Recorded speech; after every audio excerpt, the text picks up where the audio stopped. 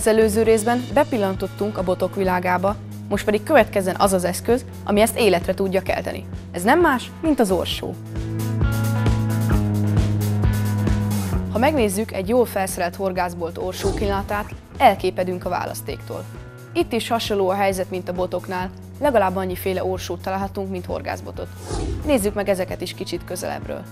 Azt javaslom, ha nem szeretnétek belebonyolódni ebbe a vége láthatatlan választékba, akkor mindenképpen a módszerhez választatok megfelelő orsót. Ha például harcsázni indultok, akkor az ilyen nagyméretű monstrumokban gondolkodjatok, viszont a finom szerelékkel, akár meccsel horgáztok, akkor a kisméretű orsókhoz nyúljatok. Kezdőként érdemes tisztában lenni az orsó főbb elemeivel, mivel gyakran fogtok találkozni ezekkel a kifejezésekkel a vízparton. Elsőként íme a hajtókar. Ezzel tekerjük föl a zsinort a dobra. Ami a dob körül forog, ez nem más, mint a felkapókar. Arra szolgál, hogy mindig a megfelelő szögben tekerje fel a zsinort a dobra. Dobáskor ezt átváltjuk, és így a zsinór könnyedén le tud peregni a dobról.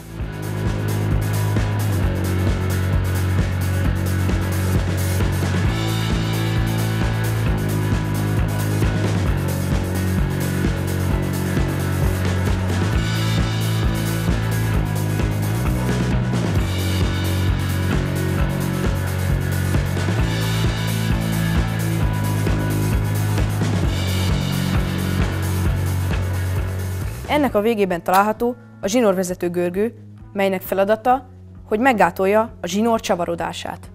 Az orsó alján található egy kétállású kapcsoló. Ezzel lehet ki- vagy bekapcsolni a visszaforgásgátlót. Ez bekapcsolt állapotban meggátolja, hogy az orsó visszafele tudjon tekeredni, amely megakadályozná a bevágást. Elérkeztünk az orsó legfontosabb részéhez, amely nem más, mint a fékrendszer. Alapvetően ezek alapján különböztetjük meg a különféle orsókat. Bemutatom nektek ezeket is. Hadd osszak meg veletek egy fontos információt. Miért van szükség a fékre, és miért fontos, hogy ezt precízen beállítsuk? Egyszerű a válasz. Azért, hogy fárasztás közben a hal ne tépje el zsinórotokat.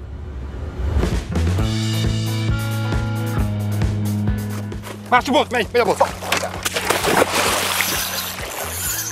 Azt a mindenségét! Júj, bele kellett ugrani a vízbe a másik botért.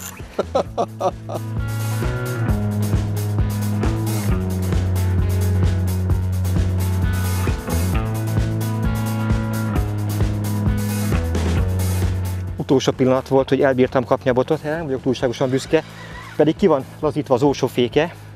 Azt tegnap is már megtapasztaltam, hogy kemény fékkel megakasztani, majd a fárasztás első időszakában halat megtartani lehetetlen. Tehát az orsófék egészen lazára ki van engedve, így fárasztom a mederben bent a halat egy jó darabig, és amikor ott már elfáradt, akkor tudom csak felhozni erre a sekély rézsűre, és végül itt kifárasztani. De a kapás okzöme annyira vehemens, annyira erőszakos és agresszív, hogy mind ahogy most a mellékelt példa is mutatta, a lazafék mellett is majdnem elvitte a botot. Hihetetlen. És ez is egy jó hal lesz.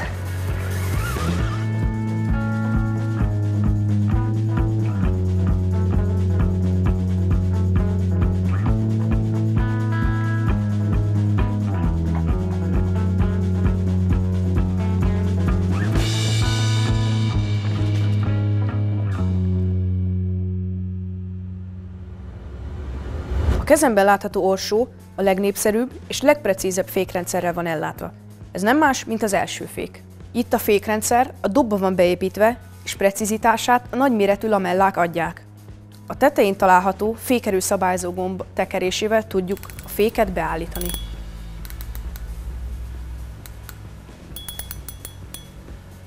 Az első fékrendszer megtalálható majdnem minden modern orsóban, legyen az féder, harcsázó, meccs, távdobó, vagy akár pergető orsó.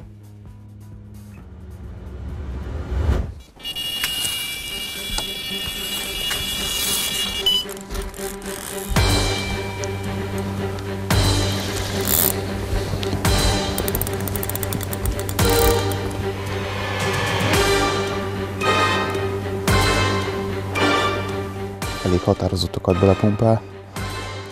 Remélem hordunk jól vett. Bírni fogja.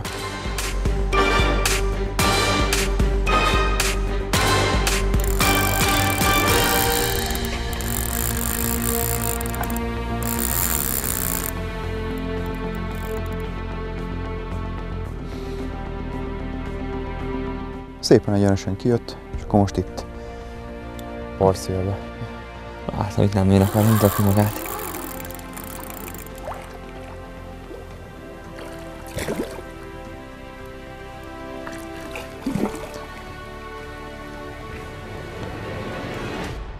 Na most igyekszem. kerül.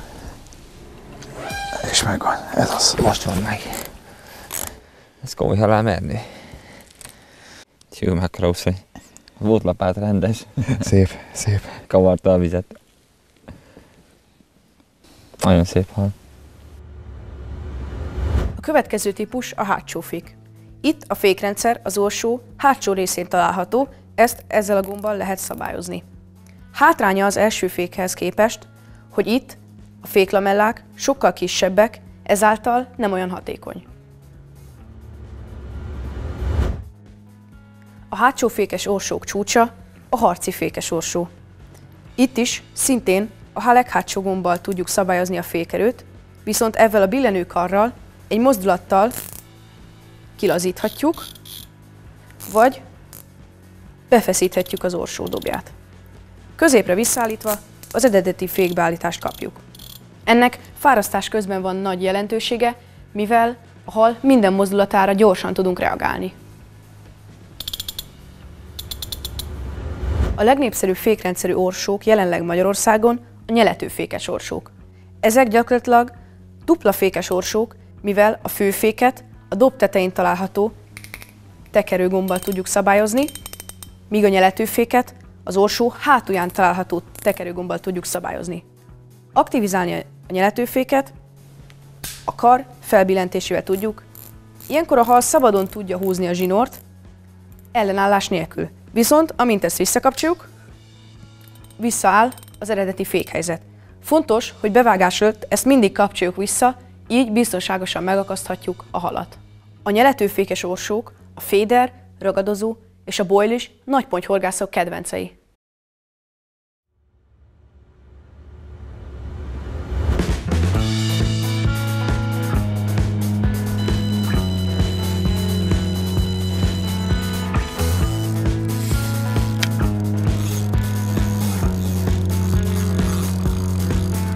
Onnan jött a kapás, ez már azóta legalább egy 60-70 métert elment jobbra.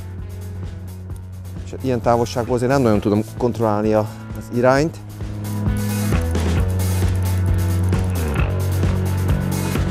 Ajjajjajjajjaj, és ez nem kicsi, de nem ám, jó van, ezért már érdemes volt ma kijönni.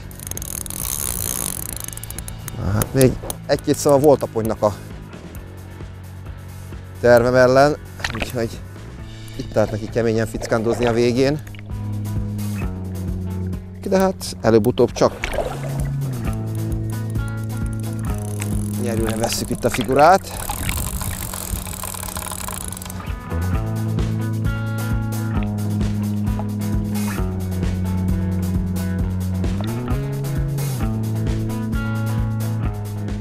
Hú, az anyját, ez egy jó súlyos példány. Ez már itt is jónak számít. Ez szerintem 15 körül lesz legalább.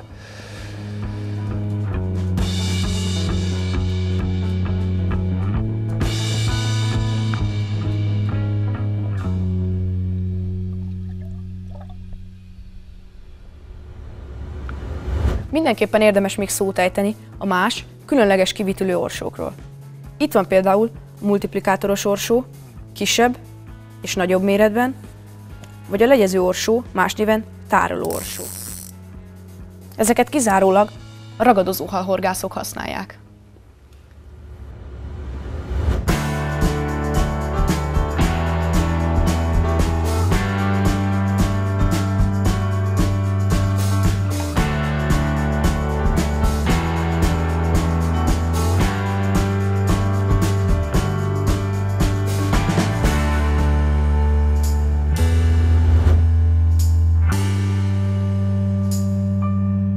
A következő részben szeretném bemutatni nektek azt a 3 alapkötést, amelyeket én a leggyakrabban alkalmazok.